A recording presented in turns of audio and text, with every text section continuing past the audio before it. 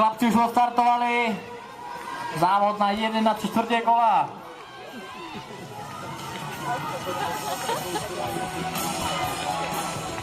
Tak moc velší na čele bohumský Mareš. Jakub Minařík i najmesteli už je ale z venkovní dráhy bere dopředu, už je na druhém místě.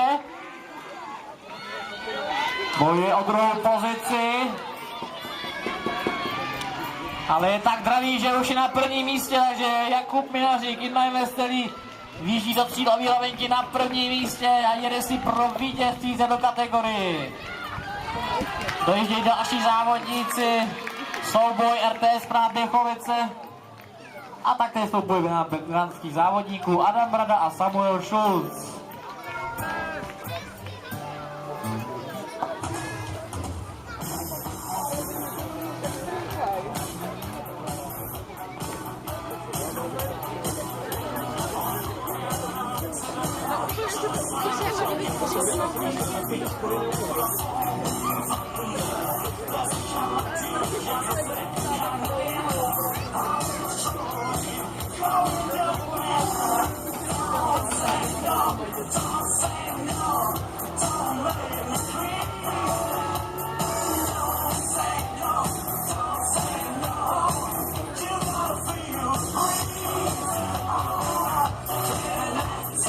Tak jdeme na kategorii, kterou žákyně C, Kids C, Girls.